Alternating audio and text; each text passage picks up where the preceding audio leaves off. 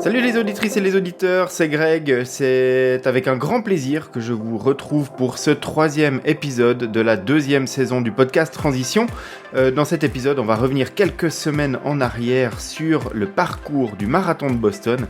Et je ne serai pas seul, puisque dans cet épisode, vous découvrirez également 2 autres invités qui ont couru ce marathon également avec moi, et on va revenir en détail sur cette course. Juste avant de commencer, si le podcast vous plaît, eh bien n'hésitez pas à aller sur la plateforme sur laquelle vous écoutez le podcast, Apple Podcast, Spotify, etc. Vous laissez des étoiles en fonction de votre appréciation du podcast, idéalement évidemment 5 étoiles, et puis vous laissez un petit commentaire, ça permet de faire connaître le podcast, et puis pour moi d'avoir un retour sur les épisodes que je vous propose dans le podcast Transition.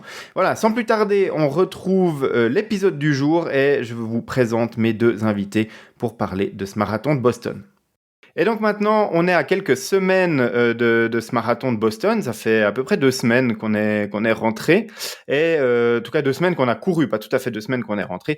Et puis, j'ai le plaisir d'accueillir Steve et Mathieu dans ce podcast, qui ont couru donc avec moi ce marathon, qui faisait partie du même groupe organisé par le tour opérateur suisse romand sur ce marathon. Steve et Mathieu, merci d'avoir accepté de venir reparler de ce marathon de Boston dans le podcast. Mais merci, salut à toi, avec plaisir. C'est cool de se retrouver 2 semaines après. Salut, merci à toi. Les auditeurs très fidèles qui avaient écouté le podcast de Nakan à l'époque vont se souvenir de Steve qui avait participé à notre hors-série sur l'Ironman de Thun en pleine épidémie de Covid. Il était venu nous parler un petit peu de sa préparation, puis ensuite de sa course de l'Ironman de Thun. Il est de retour avec nous aujourd'hui pour débriefer du marathon de Boston. Et puis, Mathieu, toi, tu fais ta première apparition dans le podcast. Bienvenue, Mathieu. Et voilà, tu faisais partie aussi du groupe de Tourisme pour tous qui a participé à ce marathon de Boston. Je vais peut-être commencer avec toi, du coup, Mathieu, avant d'aller dans le détail de cette course. Qu'est-ce qui t'a motivé à traverser l'Atlantique pour aller faire le marathon de Boston cette année ? Alors moi, mon principal challenge, on va dire, c'était de réussir ces 6 majors. Donc c'est mon 5e. Et il me reste plus que Tokyo, comme la plupart des gens on va faire ça. Et puis voilà, quoi. C'était ça qui me motivait. Et puis c'est clair que ça a des mythiques que je voulais absolument aussi faire une fois. Mm-hmm. Ouais, il y a un petit peu ces 2 aspects. Pour ceux qui sont pas familiers, donc il y a vraiment 6 major marathons au monde. Il y a Londres, Berlin, Chicago, New York, justement Boston, et puis tu l'as dit, Tokyo. Et le Graal des marathoniens, c'est de les faire les 6 et d'obtenir la fameuse médaille de finisher des 6 majors. Voilà, ça fait un de plus, il t'en reste plus qu'un, du coup. Exactement, plus voilà. Bien. Et Steve, toi, qu'est-ce qui t'a motivé à aller à Boston pour faire ce marathon ? Alors moi, je pense que c'est pareil. C'est la raison principale, c'est d'aller chercher les major marathons. Mais avant l'automne passé, quand on a commencé à en parler avec toi, Greg, et puis Christian, j'en avais en guillemets que 3 sur 6. Donc on pourrait se dire 3 sur 6 c'est la moitié. Donc tu te dis il en reste encore 3, ça fait beaucoup, ou il en reste plus que 3. Donc je m'étais encore pas tout à fait décidé d'aller chercher les 6, même si ça me trottait un peu dans la tête. Donc en sachant que toi et Christian étiez inscrits, je me suis dit Boston ça va être le 4e. Maintenant il m'en reste plus que 2, Chicago et Tokyo. On connaît un petit peu les difficultés à trouver des dossards pour Tokyo, donc ça va être un peu compliqué. Mais voilà, en ayant déjà fait 3 majors, New York, Londres et Berlin, c'est vrai que la motivation d'aller sur Boston était assez grande quand même. Et puis le fait que ça soit le plus ancien marathon, je pense que c'est un marathon qu'il faut avoir dans son escarcelle, dans son coffre à podium. Ouais, alors je te rejoins tout à fait là-dessus, hein. Boston, c'est mythique dans le sens où c'est quand même le marathon qui est organisé depuis le plus longtemps chaque année. Donc c'est le marathon annuel qui est le plus vieux de la discipline. Et donc du coup, il fait partie du mythe. Il y a un autre élément qui fait le mythe de Boston, c'est que jusqu'à il y a pas longtemps, il fallait absolument avoir un temps qualificatif pour aller faire cette course. Donc c'était pas une course qui était donnée à tout le monde. Les temps qualificatifs sont assez exigeants pour participer à Boston. Et c'est que récemment que des coureurs lents comme moi peuvent aller y participer grâce à des dossards qui sont attribués aux tours opérateurs internationaux. Mais c'est clairement une course, voilà, quand on en parle comme ça, le marathon de Boston, c'est quand même un peu un mythe. Donc tout ça mélangé avec cette stratégie marketing quand même un peu de Abbott, qui est le grand sponsor des major marathons, d'essayer de faire courir les 6, ça fait des bonnes raisons d'aller. Puis bon, moi j'aime toujours bien voyager aussi dans le cadre de ces déplacements sportifs, découvrir des villes, découvrir des endroits. Et puis là, c'était vraiment une chouette découverte aussi, la ville de Boston. Je pense que pour vous aussi, on n'est pas resté très longtemps. Même pour moi, c'était une bonne surprise. Exact. Je connaissais pas non plus Boston. Je savais qu'on serait un groupe super sympa, ça s'est confirmé. On a pu faire 2-3 autres choses dans le cadre de ces 4-5 jours de séjour. C'était vraiment sympa et puis super ambiance. Donc une réussite ce séjour. Pour moi, c'est aussi la même chose. Il y avait mon épouse Céline qui était aussi là avec.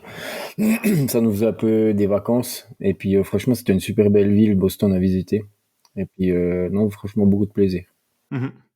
Bon, ben voilà, si vous avez l'occasion d'aller à Boston, pour le marathon ou pas, c'est une chouette destination en tant que ville américaine. C'est un peu un New York à taille humaine, moi j'avais trouvé. Ça ressemble un peu au niveau de l'architecture, du bord de mer, des grandes avenues, etc. Mais c'est pas aussi gigantissime. Et voilà, moi je trouvais ça très très chouette. On va revenir bien évidemment sur la course elle-même, mais peut-être avant, un marathon, ça se prépare. Souvent, il y a des aléas dans la préparation. Souvent, on choisit un plan d'entraînement, puis au milieu, on se dit, tiens, est-ce que c'est le bon plan? Est-ce que c'est un truc que je me serais pas en train de me foirer ma course? On va revenir un petit peu sur cette préparation. Mathieu, comment est-ce que tu as préparé ce marathon de Boston? Et puis, est-ce que tu as fait une préparation complète? Est-ce que tu as enchaîné ça avec des courses? Comment tu as abordé le fait de venir faire ce marathon? Alors, j'ai fait une préparation de 10 à 12 semaines, on va dire, classique de marathon, entre 4 à 5 entraînements par semaine. J'ai eu une course de préparation qui est le SMI du CEP à Courtaillot. Mhm. Et puis un 10 kills à Bremgarten en février, fin février. Ok. La préparation s'est assez bien déroulée jusqu'au dernier mois avant la course. Et puis j'ai été un petit peu embêté avec un inducteur et puis une inflammation sur la cuisse, donc intérieure, gauche. Et puis ça m'a un peu perturbé dans ma préparation.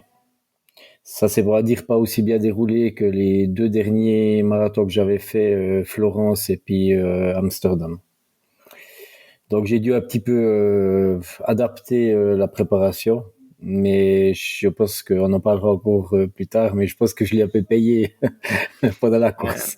Ouais, forcément. Mais c'est toujours compliqué de faire des préparations parfaites entre la vie professionnelle, la course, les blessures, les impératifs du quotidien, la météo, parce que là, on prépare quand même un marathon qui a lieu en avril, donc ça veut dire que si tu fais un rétro-planning, tu t'entraînes depuis décembre, et donc du coup, chez nous, on peut avoir des hivers un peu compliqués au niveau de la météo, et voilà, c'est pas toujours évident.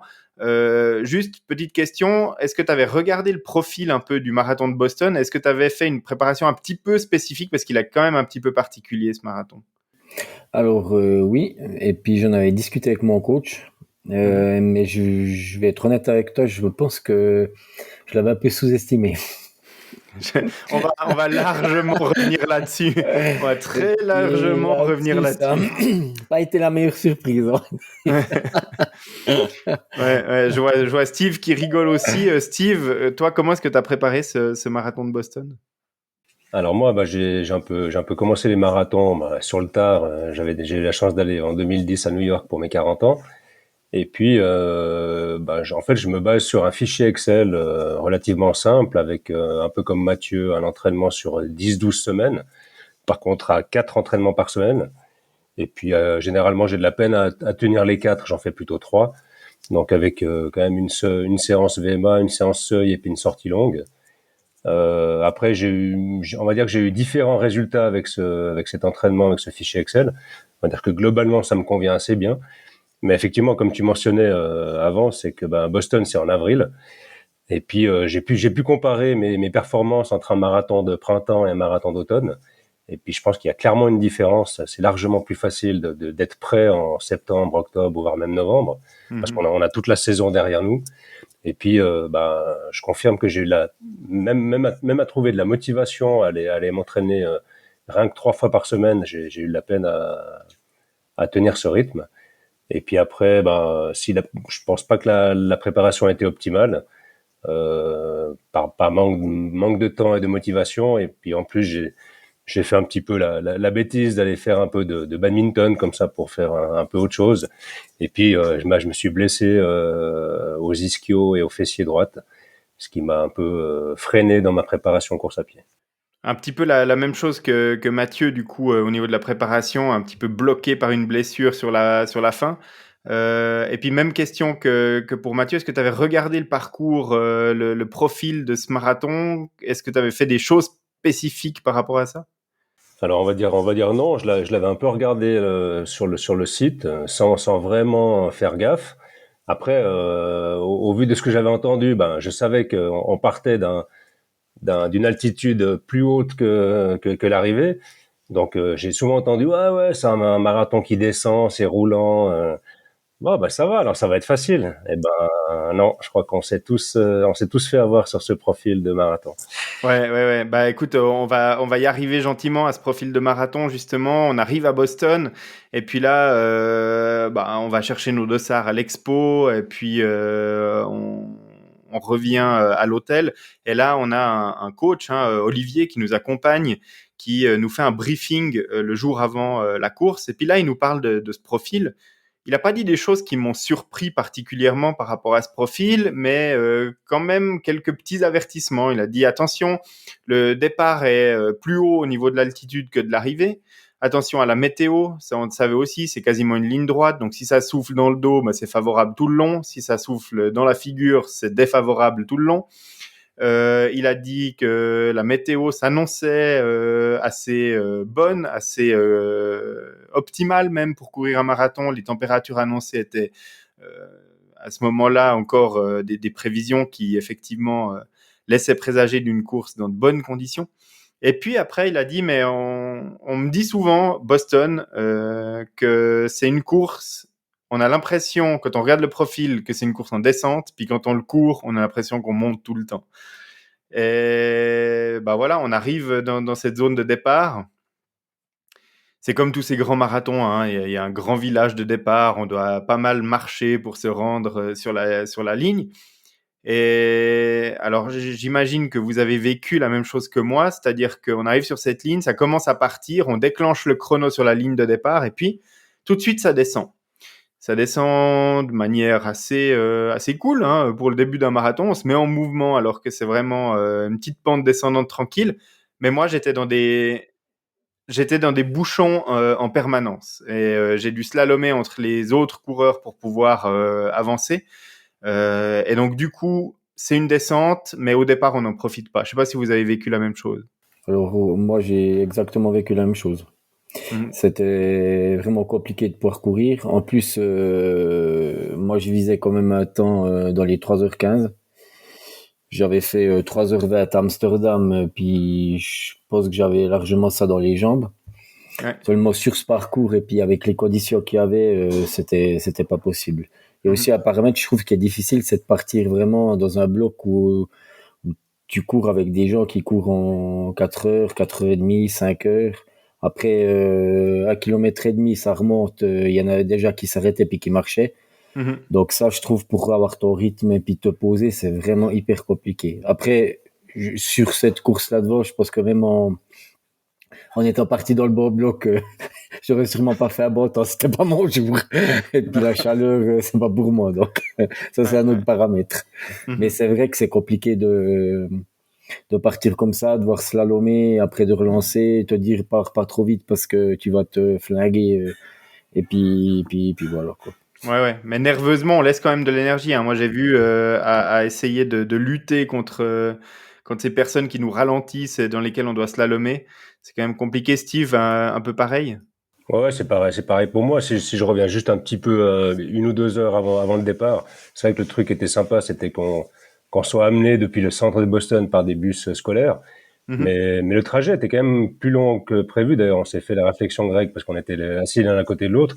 Ouais, On ouais. imaginait plutôt de trajet entre 30 et 40 minutes, puis je pense qu'on a fait largement plus qu'1 heure. Et puis du coup, on est sorti du bus, on était un petit peu, alors pas tendu, mais on était un peu pressé. On avait un besoin urgent à faire aussi, un besoin Aussi. naturel Ouais. qui nous a certainement consommé un petit peu d'énergie. Après, il faut arriver sur place, se changer, se mettre un peu de crème parce qu'il y avait pas mal de soleil. Après, on marche jusqu'à la ligne d'arrivée de départ. Et puis effectivement, comme on était inscrit via un tour opérateur, je pense qu'on était effectivement dans les derniers blocs. Et moi, j'ai eu le même problème que vous pour prendre mon rythme. Je pense que les 8, voire même les 10 premiers kilomètres, j'ai beaucoup dépassé de gens. Et ce qui consomme pas mal d'énergie pour trouver l'allure qu'on voulait prendre dès le départ, quoi. Tu fais bien de le dire, hein, c'est vraiment le tour opérateur a des dossards pour Boston maintenant, mais on part vraiment de l'arrière de la course si on n'a pas un temps qualificatif. Si on a un temps qui rentre dans les qualificatifs de Boston et qu'on a un dossard tour opérateur, on peut partir dans son bloc de départ correct. Mais là, c'était pas le cas. Et donc, du coup, on est parti, nous tous, dans les derniers blocs. Et puis maintenant, je vais juste revenir sur les conditions météo. Donc Olivier, notre coach, notre accompagnateur, nous dit les conditions seront bonnes. On était dans le parc pour aller prendre ces fameux bus scolaires le matin pour aller là-bas. Puis moi, je te fais la réflexion, Steve, il fait déjà chaud. On avait mis des survêtements, on avait mis des trainings qu'on voulait jeter juste avant le départ, comme ça se fait sur ces grands marathons. Et là, moi, j'ai déjà quasiment tombé la veste avant même de prendre le bus, quoi, parce qu'il faisait déjà chaud. C'était une crainte, ça s'est transformé en réalité. Le soleil tapait fort, les nuages se sont dissipés et il a tout de suite fait vraiment très chaud sur cette course. Alors, quand on dit il fait 18, 19 ressenti, 22 peut-être, quelque chose comme ça, parce qu'on avait un vent légèrement dans le dos, donc du coup pas de rafraîchissement sur cette course, on peut se dire ouais 22 degrés ça va. Le problème c'est qu'on vient d'une préparation complète où on s'est entraîné à 8 degrés, quoi. Et donc voilà, ça fait un choc thermique qui a très très rapidement fait que je me suis arrêté à chaque ravitaillement. Et puis après on découvre ce parcours et son profil atypique. Mathieu, comment t'as vécu ce marathon de Boston? Je te laisse peut-être nous raconter un peu comment t'as vécu ça de l'intérieur. Moi, je rejoins Steve aussi sur quelque chose que j'ai pas dit avant. Honnêtement, c'est vrai que je pense que c'est plus difficile de faire une préparation en avril qu'en automne. Je me sens aussi beaucoup plus à l'aise moi en automne. Et puis j'ai réfléchi un petit peu à ça, puis je me suis dit que si j'allais chercher des temps sur marathon pour moi, je vais vraiment mettre l'accent sur des marathons qui sont plus en automne. Et puis surtout, pas avec le déplacement. Parce que le déplacement qu'on a, je trouve que c'est un paramètre qu'on discute pas non plus énormément, mais je pense que ça nous bouffe beaucoup d'énergie. C'est quand même plusieurs heures de vol. Et puis moi, à chaque fois, franchement, que je suis allé aux États-Unis, ça a été quand même assez compliqué. Donc je pense que le décalage et les heures de déplacement, on n'est pas non plus pendant une semaine sur place avant la course. Pour récupérer, c'est pas évident ça.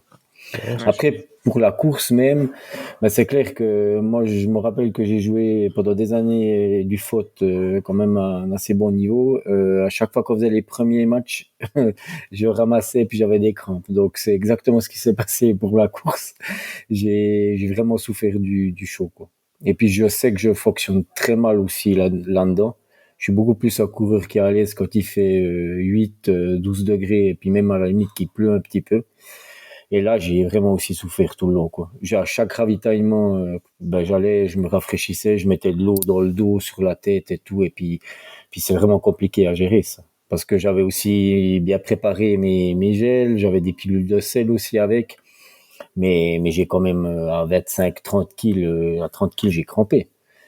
Donc c'est compliqué après de faire 12 kills comme ça et puis de te motiver pour finir. Après tu vois que t'es pas dans ton objectif, tu dois aussi refaire le mental autrement puis réactionner ça sur autre chose, quand même prendre un petit peu de plaisir. Allez, on a quand même de la chance d'être là-bas, on est en bonne santé et puis ça c'est aussi plus important. Il y en a des qui peuvent pas courir.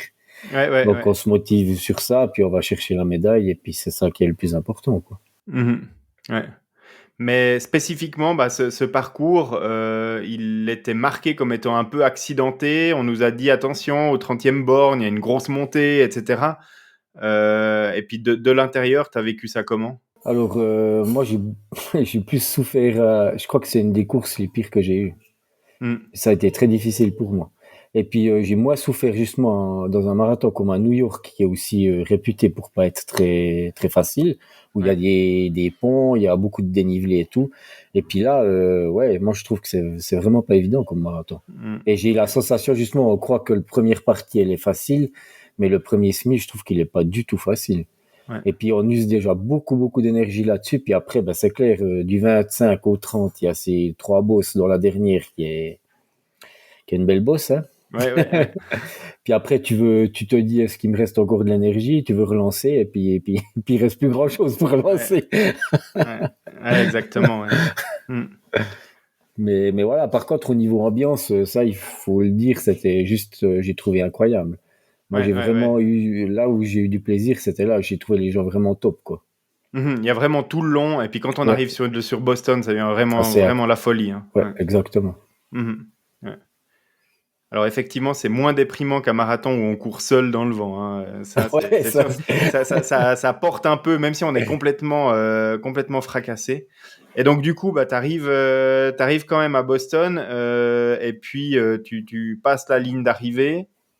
Au mental, hein, tu l'as dit, t'es plus du tout dans l'objectif. tu visais 3h15, t'as fait un peu 3h59. Légèrement plus. Mais on va le dire tout de suite, ils sont peu nombreux. Je crois qu'il y en a même aucun du groupe dans lequel on était qui a atteint l'objectif qui s'était visé. Et il y en a peu qui l'ont même ne serait-ce qu'approché. Hein. C'était vraiment une journée très compliquée, souvent parce qu'il y a une sous-estimation de la difficulté du parcours déjà globalement, et en plus par les conditions dont on a parlé de chaleur par rapport à celles dans lesquelles on s'est entraîné. Oui, c'est juste. Puis on voit aussi que le premier professionnel homme, il perd 6 minutes sur la deuxième partie, même lui c'est son métier, je trouve que c'est aussi beaucoup. Donc on voit quand même que c'était vraiment pas évident. Ouais. Exact. Et puis alors Steve, nous on a voyagé ensemble avant d'aller là-bas. Je t'ai vu passablement malade, en tout cas avec quelques petits symptômes de grippe ou je ne sais quoi en arrivant là-bas. Donc tu prends pas forcément le départ de cette course dans les meilleures conditions. Non, effectivement, là on a pris l'avion le vendredi et j'ai malheureusement chopé, je pense je sais encore pas ce que c'est parce que même aujourd'hui je suis encore pas complètement remis. Mais peut-être une grippe, une crève. Donc ça a commencé le mercredi. Le vendredi matin, je me lève avec un peu de fièvre, donc je craignais un petit peu le voyage. Donc ça n'a pas été très agréable, surtout à l'atterrissage, quand tu as les oreilles bouchées, ça fait mal un peu à la tête. Mais en dehors de ça s'est bien passé. Mais après, si on parle, effectivement, je pense que le résultat que j'ai pas atteint, dépend de différentes choses. Effectivement, le fait que j'étais malade, ça c'est évident que c'est une des raisons. Mais si on reprend un peu la chaleur, c'est vrai quand on a fait le briefing avec notre coach Olivier, qui disait qu'on aurait vraiment des super conditions. Alors les conditions au niveau soleil et sec, c'était vraiment super. Moi, je pense que j'ai quand même préféré, même si c'est pas moi, la chaleur, j'en souffre beaucoup, mais c'est vrai que j'étais assez content d'avoir au moins des conditions sèches et au soleil. Mais je crois qu'Olivier, à la fin de la course, il a quand même reconnu que les conditions n'étaient pas si idéales que ça, parce qu'il a quand même fait plus chaud que prévu. Mais effectivement, si Mathieu parlait de crampes, alors moi, j'ai pas eu de crampes, mais j'ai vu sur la fin de la course, ou même à la fin de la course, quand tu regardes les shorts et les t-shirts de la plupart des coureurs, qui ont des traces de sel. C'est là qu'on se dit qu'on s'est vraiment déshydraté pendant tout le parcours. Et puis heureusement qu'au niveau ravito, c'était quand même bien organisé, qu'il y avait des ravitaux tous les miles, dans tous les 1,6 km. Et moi, je crois que comme Mathieu et comme toi, Greg, moi j'ai bu quelque chose à chaque ravitaillement, ce qui est quand même assez rare sur un marathon. Généralement, tu t'alimentes ou tu bois quelque chose entre 3 et 5 kills, on va dire, mais pas tous les miles. Et après, au niveau parcours, je pense que Alors, j'allais dire si je devais le refaire, mais je pense que je le referai jamais. Mais c'est clairement Moi un non plus. marathon. Tu peux t'entraîner en faisant du trail pour un parcours pareil. C'était tout le temps vallonné. Donc non, je m'attendais vraiment à pas du tout à un parcours pareil. Et puis c'était vraiment casse-pattes. Même si ça s'est relativement bien passé jusqu'au 26, 28e. Et puis après, bah, on parle souvent du mur dans le marathon, mais là, c'est pas un mur que j'ai chopé, c'est le moteur qui s'est éteint. Et puis j'ai fini au mental comme tout le monde, quoi. Ouais. Et puis, objectif par rapport à ton temps final? Alors je savais que bah, manque de prépa, plutôt malade, les conditions chaleur qui me conviennent pas. Donc c'est vrai que je gardais un objectif sous les 4 heures. J'ai fait 4h16. Le principal, c'est d'être arrivé au bout, d'avoir pu cocher Boston. Mais voilà, en termes de chrono, c'est mon moins bon chrono sur marathon. Donc non, je suis pas satisfait de mon chrono, mais super heureux et content d'être arrivé au bout. Mais réaliste par rapport à ton objectif quand même, parce que Oui, enfin, je veux dire, entre 4h et 4h16, c'est un ratio qui est beaucoup plus proche que Mathieu qui voulait faire 3h15, qui fait 9. 3h57, 9. 3h59, Ouais. ou moi par exemple, hein, qui visait entre 3h30 et 3h40, puis qui va à 4h05. Donc, ouais. ouais, c'est quand même plus proche de ce que tu visais. Donc, des ambitions à la hauteur des possibilités pour toi, Steve, alors que nous, on a rêvé gros avec, avec Mathieu et les autres. Ouais, moi, je voulais revenir juste sur ce parcours. Moi, ce qui m'a le plus frappé, il y a deux trucs qui m'ont vraiment marqué pendant que je courais. Je me suis dit, mais quelle misère. Un, impossible de prendre son rythme. Et donc, t'es soit en train de descendre, soit en train de monter, soit en train de descendre, soit en train de monter, mais jamais tu peux te poser en me disant, là, pendant 5 kilomètres, je déroule, je mets une allure, puis je maintiens. Et l'autre truc, c'est la première partie qui est censée être plus facile parce qu'elle est en descente, elle m'a pété les quadriceps Ouais. parce que je m'étais pas entraîné en mode trail à faire de la descente en mode agressif. Quand j'ai vu le parcours, j'ai vu le profil, je me suis dit, il y a des côtes, il va falloir un peu faire de force. Je suis allé en forêt dans les côtes derrière chez moi, pourtant ça manque pas hein, dans le Jura de, de belles montées, de belles côtes que tu peux faire des répétitions dedans. Et j'ai fait ça à bloc, 5, 6, 8, 10 fois certaines montées. Et puis je faisais la descente tranquille, mais ça c'était l'erreur quoi. Il fallait faire les descentes aussi un peu à fond Ouais. parce que ben, sur ce marathon, tu as des côtes quand même que tu descends qui sont importantes et qui te cassent de la fibre presque comme en descente de trail. Moi j'ai fini au kilomètre 32-33 avec les quadris morts. Ouais. Ouais, et ça C'est c'était les juste. descentes. Ouais. C'est juste. Et puis, bah, comme vous, hein, complètement déshydraté à l'arrivée, je me ravitaillais sur les ravitaux tous les miles, je m'aspergeais d'eau, j'essayais de me rafraîchir comme je pouvais. Je fais très très rarement des crampes, j'ai rarement fait des crampes, même sur mes marathons d'Ironman. Et là, à partir du kilomètre 32, 34, le mollet à droite, les deux quadris, tu dois vraiment ralentir la cadence pour pas que ça vienne cramper, quoi. Même mon épouse Céline qui a jamais de crampes, j'avais mis des pilules de sel. Eh ben, elle était contente de les avoir avec. Elle a jamais pris de sel sur marathon, puis là, il en a pris. Mhm. Donc, c'est vraiment que la chaleur, on en a bien souffert, et puis le profil de la course qui était compliqué, hein. Ouais, ouais. Je sais pas, Steve, on était à Amsterdam aussi ensemble. Je pense qu'on peut pas parler du même marathon, hein. C'était beaucoup, beaucoup plus facile. Ouais, c'est clair. En tout cas, en termes de parcours, beaucoup plus plat et roulant, et où on avait vraiment un super rythme. Ouais, Après, par contre, au niveau météo, on a bien morflé parce qu'on a eu les 4 saisons sur le ouais. marathon avec de la grêle, de la pluie, du vent, du soleil. Mais moi, je crois que je Mais préfère quand même ça. ouais, je suis d'accord avec toi que 42 kills sous le soleil, c'est quand même compliqué. C'est vrai. C'est vrai. Et après, bah, juste pour rebondir aussi sur l'ambiance dont tu mentionnais, Mathieu, effectivement, je craignais un peu, vu le départ qui était vraiment à l'extérieur de la ville. Je me suis dit, bah, peut-être qu'au début, on n'aura peut-être pas grand monde, on va peut-être traverser des quartiers ou des petits villages où il n'y aura personne. Mais non, non, super ambiance tout le long, vraiment des gens au bord de la route. Ouais, puis ça aide quand même, hein, ça aide à rester motivé, à avoir quand même la banane, parce que chaque applaudissement et cri de tout ce public, c'est quand même motivant et ça aide à avancer du mieux qu'on peut. C'est vrai. Ouais, c'est vrai, ça porte. Hein. Ça porte. Et puis quand tu es dans une telle galère sur ce marathon, moi, à un moment, je me suis dit, j'étais au kilomètre 37, peut-être, il me restait genre 5 kilomètres à faire. Je me dis, si j'abandonne maintenant et qu'un jour dans ma vie, je veux faire les Six Majors, eh ben, je vais devoir revenir sur cet enfer de parcours. Et donc ça te motive aussi à aller au bout puis te dire ça, c'est un truc qui est fait. et puis, C'est juste. C'est et vrai. puis je suis vraiment pas certain que je referai Boston un jour. Je suis bien content de l'avoir terminé. Et probablement que mon personal best sur ce parcours-là restera celui de il y a 2 semaines. Je crois aussi. Pareil pour moi. Ouais. Pareil pour moi. Je pense qu'on en a déjà pas mal parlé. Si vous deviez donner maintenant un conseil à une personne qui vise de faire Boston, par exemple l'année prochaine, un seul conseil que vous devez donner, Steve, ce serait? Alors par rapport au parcours, d'avoir un entraînement adapté au parcours de Boston, et puis effectivement faire de la puissance en montée, et puis également travailler casser de la fibre pour préparer les quadris à ce parcours, quoi. Moi, Et toi, Mathieu? moi, la même chose. Ouais. Exactement la même chose. Vu que la météo, tu peux pas trop la prévoir. Non, ça c'est sûr. Donc, au moins ça, tu peux le prévoir et puis je pense que ça peut vraiment aider, quoi. Ouais.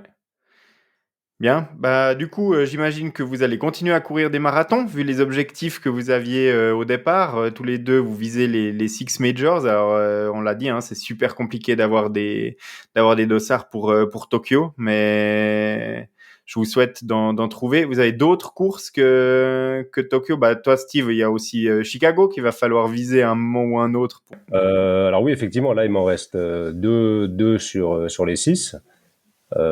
Chicago, j'avais plutôt dans l'idée de ne pas refaire un marathon cette année et surtout de retourner encore une fois aux États-Unis. Mais j'ai quand même posé la question à Tourisme pour tous s'il y avait encore de la place pour Chicago cette année. Alors elle m'a dit que Jamais. c'était complet et je suis premier sur la liste d'attente. Ok.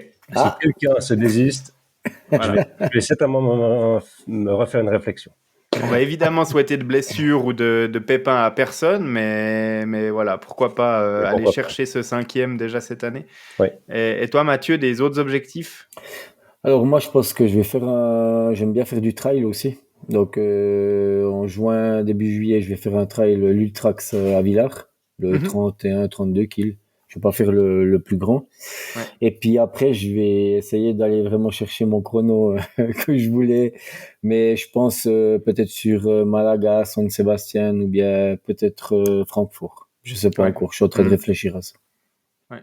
Ouais, c'est une réflexion qu'on se faisait aussi. Hein. Si on cherche vraiment le personal best sur marathon, je suis pas sûr que ces majors avec 30 ou 50 000 personnes au départ, ce soit les bons plans, parce qu'il y a une logistique au départ qui est quand même importante. Il y a quand même un stress par rapport à ces courses, une expo qui est longue le jour avant où il faut quand même rester debout longtemps, etc. Se rendre au départ, c'est compliqué. Donc tout ça, c'est pas des conditions optimales dès la ligne de départ pour aller faire un résultat optimal. Et d'ailleurs, je veux pas dire que j'ai pris une décision définitive, mais elle est presque. Si j'arrive à avoir un dossard pour Tokyo, on va courir les deux avec Céline. Et puis, je vais courir avec elle. Je vais vraiment prendre du plaisir avec elle. Et puis, aller chercher cette médaille ensemble, ensemble. Et puis, je m'en fous du temps. Et puis, c'est le plus important. Ouais, non, t'as raison. Et puis éventuellement, cette performance, aller la chercher sur un parcours où il y a un peu moins de monde. Vraiment focuser sur la performance à un moment et puis exactement. Et puis, voilà. Exact. Écoute, moi, je vous souhaite tout ça. Moi, je vais quand même devoir caser un petit marathon au mois de juillet parce que je refais l'Ironman de Thun le 7 juillet. Cool. Voilà. Donc, en plus de retour sur le parcours de Thun, donc les auditrices et auditeurs qui voudront en apprendre plus sur cette course, il y a un hors-série qui avait été publié dans le podcast de Nakan à l'époque et Steve était là avec nous pour enregistrer ce hors-série. Et du coup, bonne préparation Ironman. Je pense que ça ferait déjà une bonne base si par hasard tu devais récupérer un dossard pour Chicago plus tard c'est début de l'automne, hein, Chicago, sauf erreur. Ouais, en octobre, mi-octobre, je crois. Donc non, là, je pense que je serai prêt. Ouais, exact. Bon, du coup, plein de succès pour vos prochaines courses. Merci, messieurs, d'avoir accepté de venir parler un petit peu de ce marathon de Boston ici. Merci à toi, Greg. Merci à toi. Puis probablement que nos chemins vont se recroiser encore à l'occasion. Le monde de la course à pied est un petit monde, en particulier en Suisse romande. Donc on va être amené à se revoir. C'est sûr qu'on va se revoir. C'est cool. Super, merci messieurs. Beaucoup. Merci, tout de bon à vous deux. Merci à toutes et tous d'avoir écouté ce podcast jusqu'au bout. Juste avant de vous laisser, je vous rappelle que vous pouvez noter cet épisode du podcast ainsi que les autres sur votre plateforme préférée et puis laisser un petit commentaire, ce qui me permet de faire connaître un peu mieux le podcast Transition. Je vous donne rendez-vous très très bientôt pour l'épisode 4 de cette saison 2 du podcast. Et puis d'ici là, entraînez-vous bien, faites du sport et puis maintenez-vous en forme et nous on se retrouve très très bientôt.